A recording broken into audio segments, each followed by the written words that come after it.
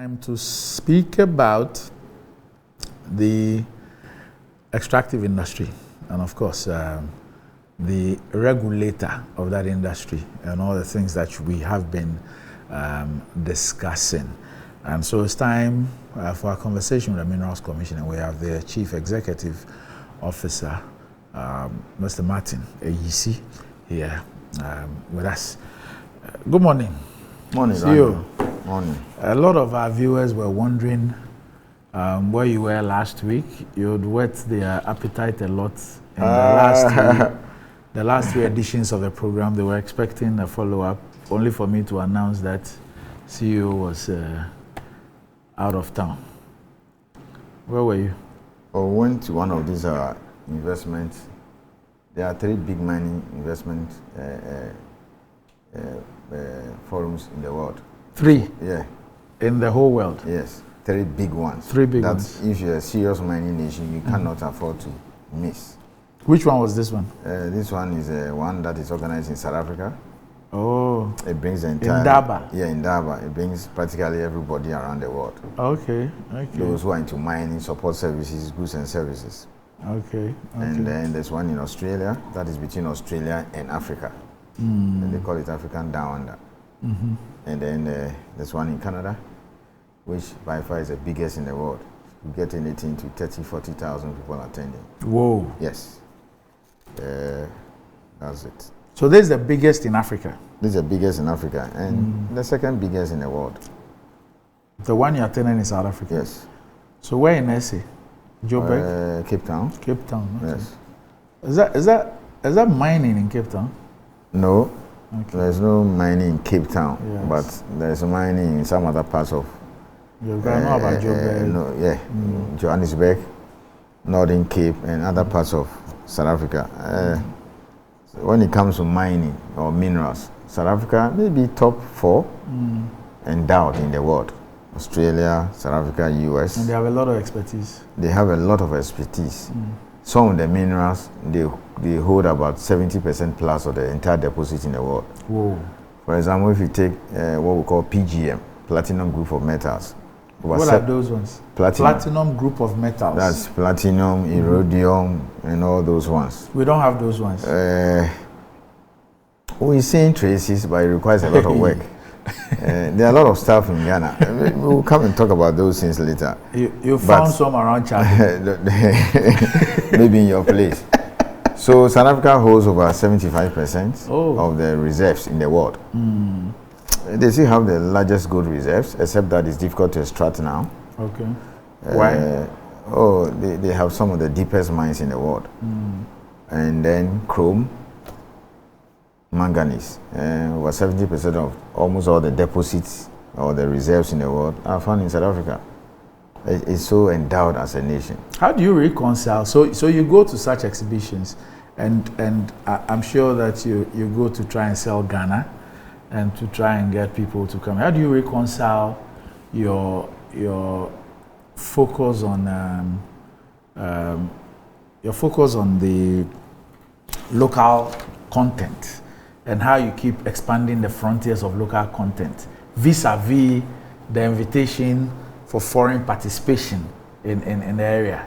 On the face of it, it looks contradictory. No, you see, sometimes you have to be honest with yourself. The companies have admitted that, they know where we have capacity, they know. We also know. So if you are shutting the door to foreign participation, it's not a big deal. They've not made any fuss about that. Where we don't have capacity, we will have to take time and build it. We're not throwing anybody out. But my basic issue is, almost getting to 6 years of independence. Okay? Ashantis have been using gold before the white man set foot in West Africa. Is it 1471? We were told Portuguese. We've had commercial mining over 100 years now. Large-scale mining. Okay, Ashanti, Obuasi, still running over 100 years. And you want foreigners to come and set up filling station to supply fuel, brandy. And this is something that somebody should take you on when you go to a conference. Other than that, there were a lot of takeaways. We managed we were able to explain a whole lot of things. We were able to sell Ghana. We got some wonderful. Our event was the best. Really? Yes, there was a Ghana show. It was the best. What Because, did we do because then? you see, anything Ghana does in Africa in mining is followed by everybody. Apart from South Africa, everybody looks up to Ghana in mining. That's why we need to get it right. Why? The moment we change our laws, everybody else will change. In every country, they will change their laws. Even South Africa, they are learning from us. They have the worst form of small-scale mining you can think of in Africa. West form. Yes, they are refused because yes have this. They claim Zimbabweans are involved. They came here, thousands of them. They go underground and they are organized. They are forming gangs. They have weapons, etc. It's a nightmare for them. And like militias. So yes, so they call it a country within a country. They came here to study us, our situation 2 years, and they were amazed at the kind of thing we have done here. And they were saying they wish they could bring their ministers to sit before us to explain. So we told them they have no choice. But they don't have the pollution. They are not allowed they have forest they have their water bodies. You see, I'm not a person who will come and sit here and say, oh, it's also happening in your house, so shut up. Or it's everywhere. No. But if I come and tell you some of the legacies of environmental degradation of mining in South Africa, and it appears as if it's all about these skyscrapers and what mining has done for them. That's true, but they have huge problems. Okay. Acid drainage and a whole lot of environmental fallout of mining. But I don't think it's proper for me to come and sit here and say, even South Africa, they are having problems. Yes, you cry your own cry. We have to do it very well. So that is, it went very well. The moment we change our laws on mining positively, now every country will do it. Yes. Okay. Now, okay. I think I saw a few publications of your minister. As usual, waxing lyrical there and saying all the things that he knows how to speak. So I wasn't surprised. But he speaks to facts, which we provide. Okay, you provide, and then we can defend. Okay. Yes. Okay. We'll leave that for another day. Yes. But before we get to our local content issues, I think, was it this week? I think it was on Tuesday, either Tuesday or Friday. No, Monday. Front page of the dailies, I think Daily Graphic. There was a story about reclamation, and we saw some photographs, and that it's been successful, and that there were many communities who were asking for an expansion of that project. Is this something that the commission is engaged in? Randy, two things. I hope you saw that publication. Oh, I saw it, and I was quite. I'm not surprised because we are looking at all that. You see, as a nation, we've allowed this thing to fester, and then we've gotten to where we are. Government is taking very bold steps, which are working, to get these things addressed. For example, moving people from the realm of illegality to legality. I've told you about the Bongo success story.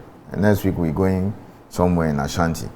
So we're doing that, okay? People want to mine responsibly. Give them all the necessary tools and assistance to do it. Give them the machine, demarcate the area, come and supervise, send your inspectors there. That is one aspect of formalizing the small scale. The second one is don't let them go to the water body, don't go to the riverside, etc., and go and work there. But they will still go there 12 a.m., 2 a.m. So the only thing is to deploy the military for a very long time, and we're sustaining it to do that. Then the other aspect is what you are talking about, and so the president keeps asking, we can't leave the land like that. Those are terrible lands. Those are terrible distractions. He said, no, we got to reclaim them, and they can be reclaimed and then used properly for agriculture and other stuff. What constitutes reclamation? Reclamation, of course, the kind of pictures we are seeing now. Yes. Those things those areas can be reclaimed and turned into agricultural land. How is it done? Well, there are several ways. Okay. You may have to do a test to see whether there are some toxic chemicals and stuff there. And then if we have, because you cannot just go and fill them and cover them. Other than that, anything you put there, you're going to kill people. They're going to eat. Yeah, so you need to do proper tests to check the soil and everything there to see whether the level of pollution. Do you do that? They do that. I mean, the consultants do all those things. Okay. So they will just have to do that and then take everything out and then refill and then replant. Is the Minerals Commission responsible for these two? Pardon me? Is the Minerals Commission responsible for these two? The Minerals Commission is supposed to identify the areas, and we started some reclamations in the past. Okay. Yes. So that is it. Okay. Yes. And this is lovely. So you see, that's before and then now what the situation now. So it's going to take years to reclaim all these years. So government is trying to reclaim what has been destroyed, and also make sure that the destruction don't continue forever. But as the regulator, don't the mining companies or the licensed companies have a responsibility to engage in reclamation after they have done the exploitation of the land to take out the resources? Now, the destruction you are seeing on telly, what you are showing me now, yes, is something that has been done by people who are working illegally. Oh. Persons without the proper authorizations or approval, so to speak, to work. So those are illegal miners. Those are the works of illegal miners. Okay. But those who have been properly licensed, okay, before you can do your work, you need to get the environmental permits and then also have what we call it, the operating permit for the chief inspector of mines. So they are required to post bond. EPA has just concluded some framework for the small-scale miners to post bond now. What's post bond? Where, for example, you say, I begin my license to mine gold, maybe over the next 20 years. So EPA comes to assess and say, this is what potentially your mining activities will do to the environment. So in the event you take off or you don't reclaim, it will cost X amount of money. So then the EPA will say, we've calculated it, you require to post a bond of $20 million. Typically, they don't ask you to give them cash because you see, you cannot ask a company to hold money whilst they need the money for business. So they take insurance. They take some money, you pay some money, I think about 25 or 25% or so, cash to EPA, which you hold in an escrow account. And then you go to an insurance company to give you what do you call it, an insurance, what do you call it, and bring it to EPA. Right. And then they will sign off. So practically all the large-scale companies have a bond, several millions of dollars. So in the event you take off, the EPA will use that. Oh. But it's not happening now. And then there's something they call concurrent reclamation. Some of the leases run from anything to 5 to about 30 years. So when you work, you reclaim. Okay. As you work, you reclaim. You backfill, you reclaim. And then as you reclaim, you go back to EPA, then they keep revising your bond. Something has just come to mind. You earlier on spoke to us about how reclamation is not just about filling pits, but the kind of test you must do to check all those things and all that. What it means is that there is a certain high level of expertise that is required to get into reclamation. Does the issue of reclamation form part of the local content thing we've been talking about? Is that an area that is covered by local content? In the case of small scale, a foreigner cannot do that. But if you ask me, Ghanaians have expertise in that area. Yeah, so there's no way we'll give a contract to a foreign company to come and do reclamation. But you haven't added that yet. You haven't Pardon made me, that we've not added that, then we will not do it. We don't need to add it, but we will not do it. I mean, with all these our research institutions, and most of even the reclamation for the large-scale companies are done by Ghanaians. Okay. They have expertise, so we can't do that. I mean, it's expensive, but Ghanaians have capacity to do it. How is there? I hear this thing, tailings dam. Before that, I mean, take somebody like where we are now, Zoom Lion. Yes. The likes of Zoom Lion. There are several Zoom Lions in Ghana. So if you have the likes of Zoom Lion and other companies, why will you? I mean, he has success stories. We watch his video. Now Lavender here is no more. Yes. Okay, that's a success story. Something we've grappled with over the years. Practically, I'm told every region he has some kind of technology that recycles rubbish and all those things. He has reclamation success stories all over the place. So, and there are several hundreds of the Zoom Lion type. who can do all this work. So why will you sideline people like this and go and bring a foreigner to come and do it? And you can see that where even they don't have expertise, they can also bring in experts to come and do it. I mean, this is big machines and technology. It brings them from outside.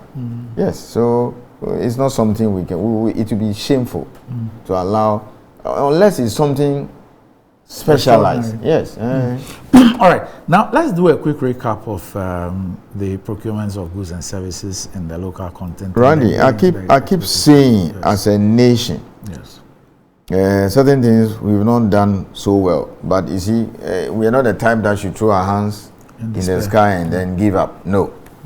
One of such areas is mining. Let me say that not less than, to be very conservative, not less than 40% of everything that leaves this country comes from mining. Okay, come from mining. That is, if you put together everything that you sell, and then you produce the material or the mineral in a raw form, you take it outside. You don't own the mine.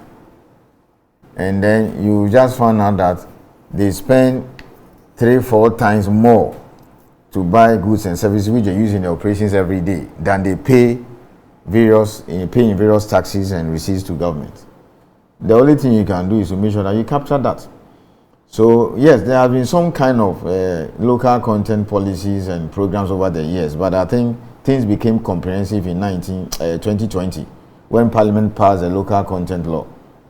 It was passed in December. It came into force December 22nd, 2020.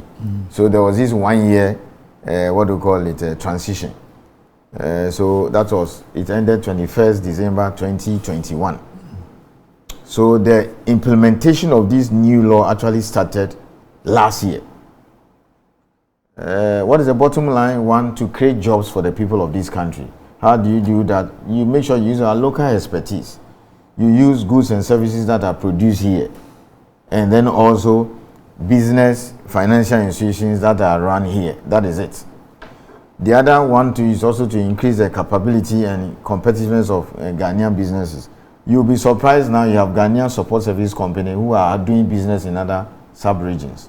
Okay, there are Ghanaians now providing services in other regions. And then there's also one thing that we've not done too well. We want mining to also lead to broad-based economic development. In other words, mining should serve as linkages to other industries. Randy, there are some industries in these countries. When we decide that today there will be no mining, they will close. Like? For example, the ceramics industry. If you go to Western region, I think in Chaban or wherever, there's a company called Twyford. Yes. They do these tiles. Yes. They use 5 minerals: clay, talc, limestone, feldspar, and kaolin, which are obtained in Ghana here. They sell 60% of their products in Ghana, and then they export the rest to Guinea all the way to Peru. So it means that if you say stop mining, it means he has to go and bring the clay, he has to go and bring a kaolin and feldspar from outside. Okay, that's an area we've not done too well. Again, so that's why we need to take this issue of bauxite and iron ore seriously. So the whole essence of the local content law is to ensure that these things are done. So that is it. Okay. The good thing about the law is that Parliament says that Minerals Commission, you don't have to come to me every year to change the law. We've given you the power every year. Just look at what you do and see what you can add or subtract as far as the goods and services that they procure. So we started small, 9, went to 10, got to 18, 29, 41 last year. Now we're talking about 50. We are projecting that maybe about $4-5 billion will be spent on goods and services within the next 2 years. You are talking about 4 new mines within 2 years, 2-3 years. These 4 alone is about $2 billion. Trust me, 2/3 of these $2 billion will be spent on goods and services. Any of the 50 items there. So we have to make sure that we capture those things and do them here. That's why we are bleeding. Yes, so that's a whole, so there's a lot of work to be done, and our job is to make sure that these things are done and done properly. That's it. All right. It's quite a tough job, but we are capable of doing it. The expertise are there. Yes. Okay.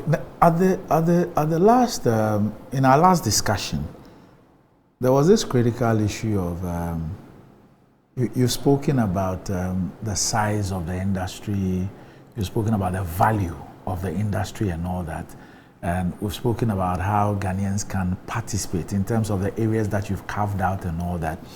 One of the key things that you kept raising had to do with financing. Financing, how many of these mines go raise their money from outside. And of course, once the money comes from outside, what it means is that that money plus the resultant dividends and profits and others must also go out of the country. And how you think that it is possible for us to raise financing in this country, how we can even invest some of the monies that we generate in this country, and the benefits of actually focusing on the financing of mining in Ghana. Ronnie, thank you very much. If we push this meta financing or capital raising very well, then we can now celebrate. Yes, as a nation, that mining is beginning to turn things around. Why am I saying so? I've spoken enough about the billions that are involved in goods and services. Right. We're creating opportunities for Ghanaians. Some areas are protected, and they are doing it, no problem. The capacity is there. We are expanding the frontiers. So that's some kind of success story. Now, there are so many ways in which companies finance mining projects across the world. One way is that they go to the stock market and go and raise money, and then come here. Or sometimes they come in here, apply for the license, prospecting, and then go. What are the popular destinations? London, Vancouver, Toronto, Perth, and then Johannesburg. That's where they raise the money. Some of the monies are raised in areas where even there are no money. Okay, even Singapore and Hong Kong. But popular areas, Toronto, Vancouver, London, and then Johannesburg. So that's one way. Another way is you go to these hedge funds, okay, or these private equity firms, and then go and raise the money, go and ask them. So those companies that run all kinds of pension schemes for people, various institutions, they'll give you the money, go and invest, and then they hope that they'll make money so that they'll be able to pay pensions. So that's also another way. Then another category is where you go to the financial institution itself.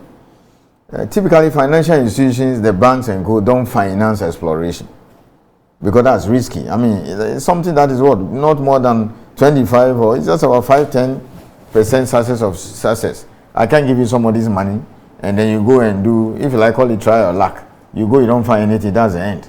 The state will not give you the money back. If you find something, fine. So for the financial institutions, and then normally the hedge funds and those equity funds and private, they tend to come in when you make a discovery. You understand that? When you make a discovery, then they will come in. So because now the project has been de-risked, the mineral is there, so he can put his money there. So that's also one way by which they do it. Now, that's an area that, apart from South Africa, I don't think any country in Africa has done too well. Fortunately, this law says that the companies should at least 20% of the fifth edition. No, not even a local. I'm talking about the local content law itself. Yes. Okay. Yes. It says that not less than 20%. Okay. The companies must list that on the stock exchange. So already there is some kind of framework that allows us to push that through. Do you understand that? So I said, just explain that a bit. Are you saying that the law stipulates that mining companies in Ghana, yes, must list at least 20%, not less than 20%, on the Ghana Stock Exchange? On the Ghana Stock Exchange. The law we just okay. The so local the content law, yes, the one that that's I the fifth edition. No, don't confuse the two. Okay. We have the law itself.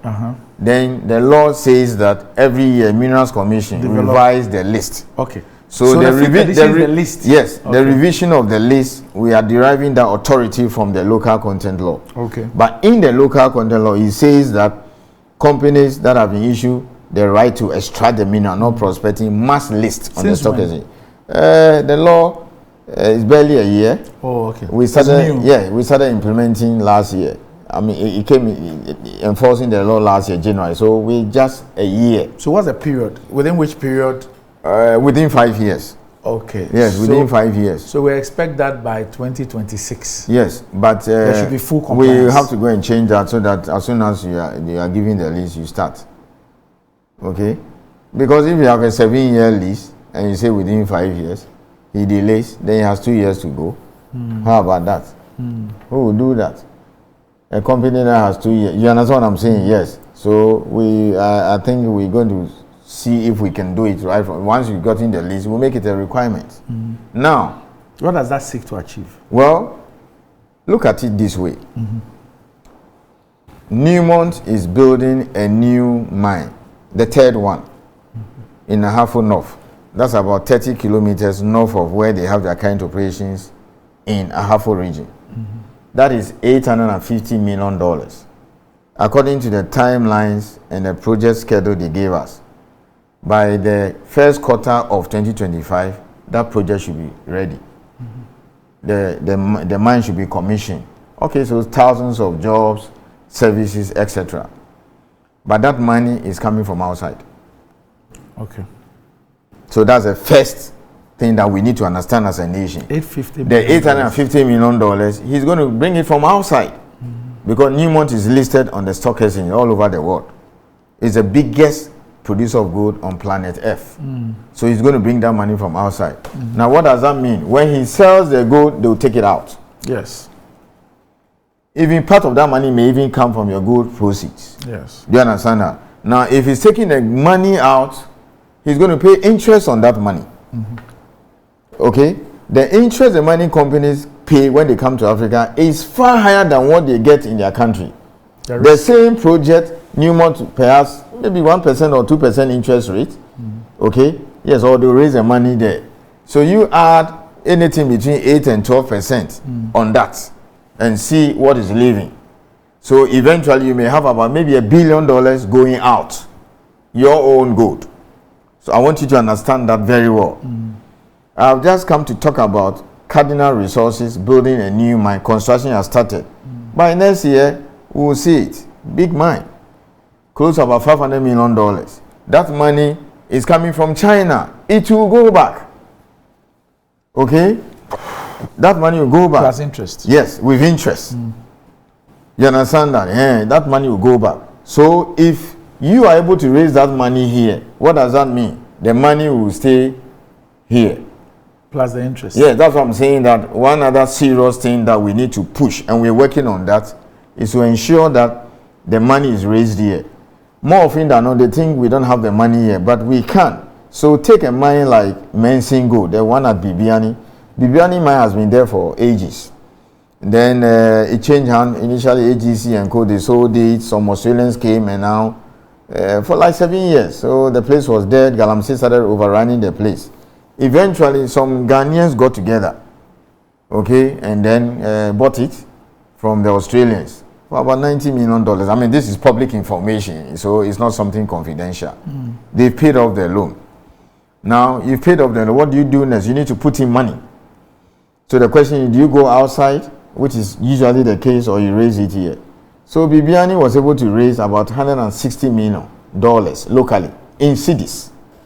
You see the difference in cities. Some institutions, some Ghanaians, etc., they put together and raise the money. They've even started paying. Now, if you can raise, so you see, you don't have to go and raise dollars from outside and pay dollars. Looking at the currency situation we're having, the challenges. So, let's say if you can raise $850 million in cities to grow this money here, that's good. So that means all those institutions and individuals or who raise that money for the Bibiani mine, they'll be paid here.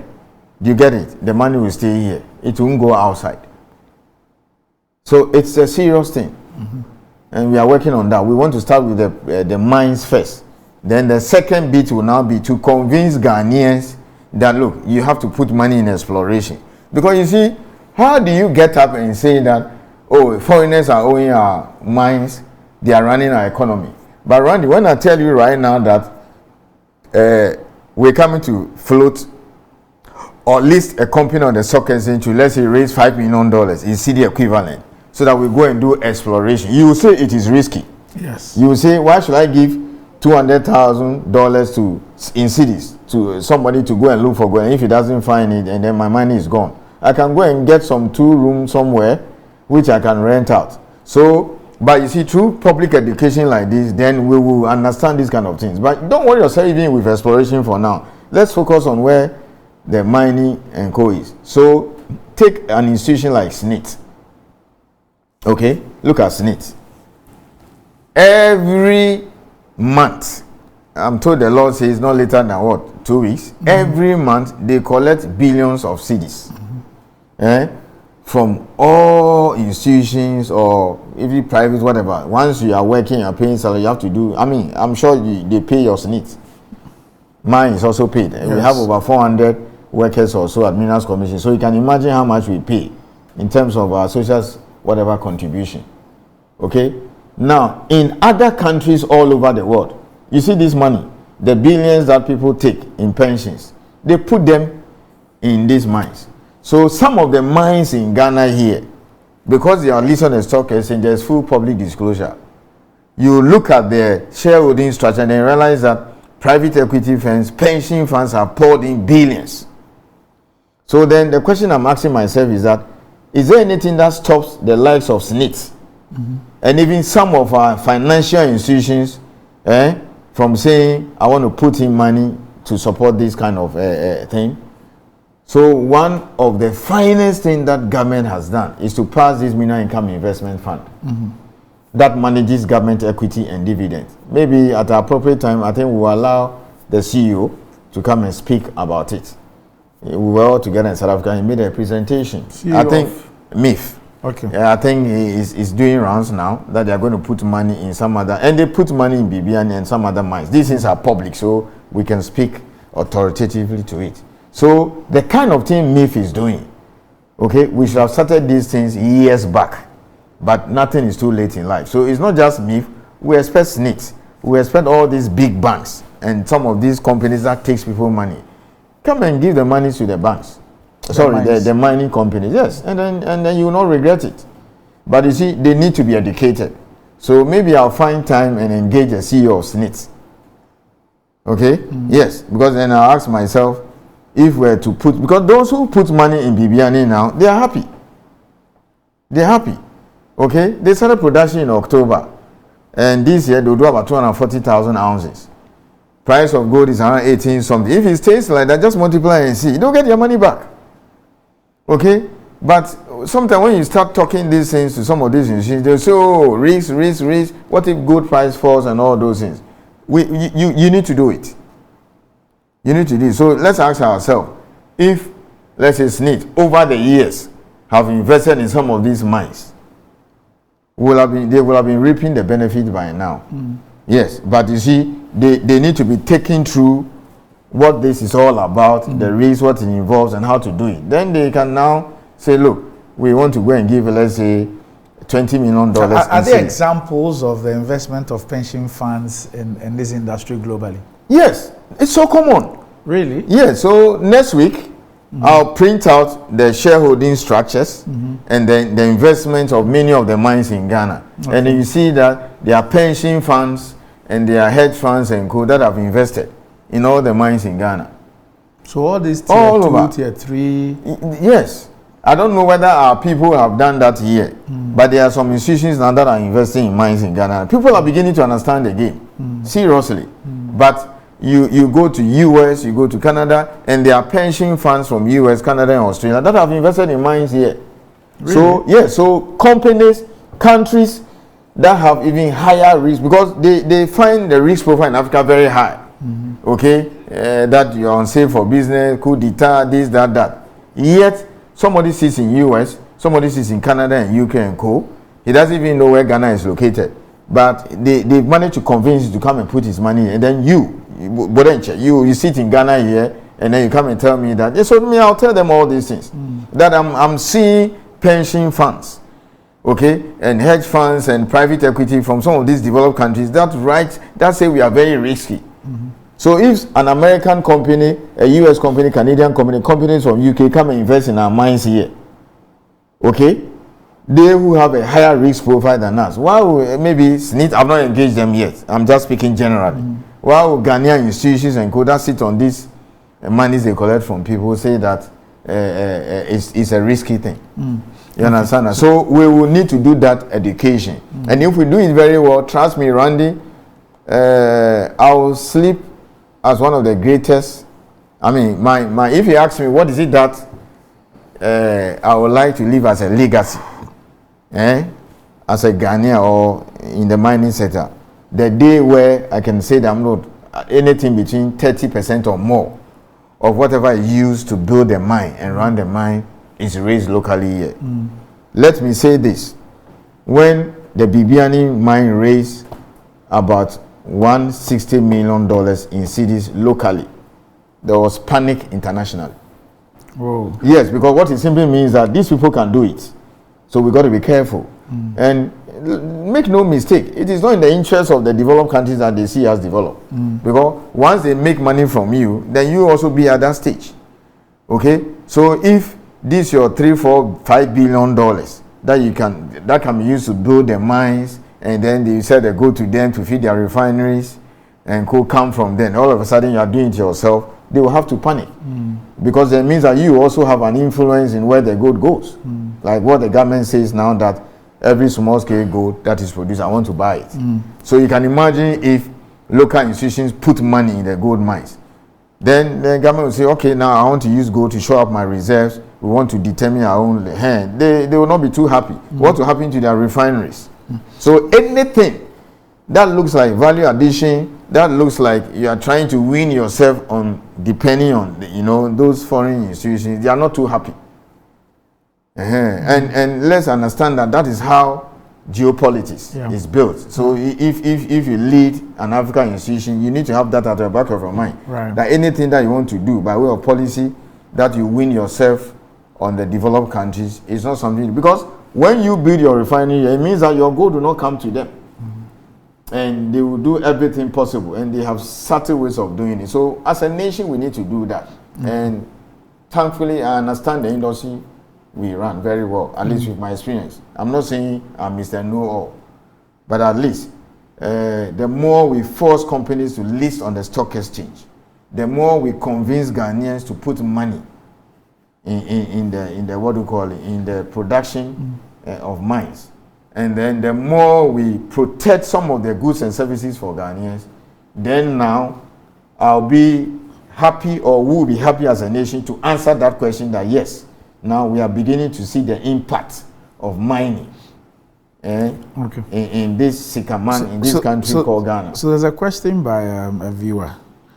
It says, Randy, are you aware to be able to do supplies to the mines as a local business, you need to get a license from the Minerals Commission? And some of these licenses cost as much as $10,000.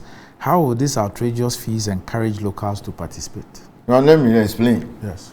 Maybe he didn't listen 2 weeks ago, because last week I was not here. Yes. It's important to provide goods and services. We've categorized them into three. We have the local, and I need to explain this, so because there are several, think-alikes like him who asked that question. We have the local people. There are certain goods and services the mining companies can only give it to persons who are living within the vicinity of the mine. So if you go to, let's say, Newmont Ahafo mine, both the surface and Subika, you must be living in, let's say, in Totroso, Kenya C number 1, Kenya C number 2, Yamfo, those areas. So basic plumbing work, painting, supply of toilets, etc. You can't give it to Randy Abbey or anybody from Rara. But even if you are living there and you are not an indigene, you are not, let's say, an Ashanti and a half, because they are Ashantis, you are still living in the community. What is important now, you should be living in the community. Resident. Yes. And what I said was that the registration is about 1,200 Ghana cedis. So the whole year, you don't need more than 2,000 for those local people. No businessman, nothing. So you have to understand that. Now, the second category is those who do things like catering services, haulage. Randy, You cannot use one track. You know the cost of one track? You cannot use one track to go to manganese mine and then transport the ore to the port. Yes. You need several of them, 10, 20, 40. You don't need to buy. You need to go and rent. You can rent. If you have money to buy, that's it. How much is one track? Those huge tracks, just even one. So even if you have 10 or 5, or just say even 5, either renters or you bought it yourself, for them to give you those contracts, how much are you supposed to pay? That's about $6,000 city equivalent. Okay? Now, the 10,000 he's talking about are those in category A, contract mining. Oh. Contract mining is worth millions of dollars. Okay. Okay? Asking you to pay what? About 100,000 Ghana cedis a year is peanuts. In fact, we even want to revise the rates. Okay? Nobody will give you even a contract mining for like $2 or $3 million. So even if you have a $1 million contract mining, okay, you're taking 10,000 of that to pay us fees, it's nothing. We are very careful not to drive people away. So those who pay the 10,000 category fee are the big things. Okay?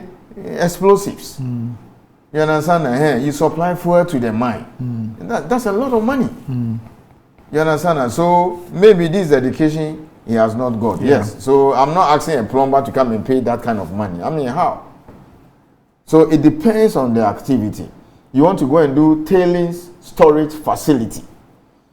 There's a particular tailings storage facility that is being built now. Ghanaian and a foreign company before the law came. So it's 49 and 51%. It is going to cost about $72 or so million.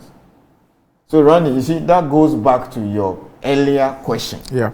If you don't put this thing on the list, yes, a foreigner will come and do it. You see, so that's my answer to that particular question. It depends on the category. Anything about 2,000 Ghana cedis a whole year to as high as 10,000. Why will I ask you to pay 1,000 Ghana cedis for a contract worth millions of dollars? And those are serious things. I mean, it's a serious, to build a tailings storage facility, it's a lot of money. Okay?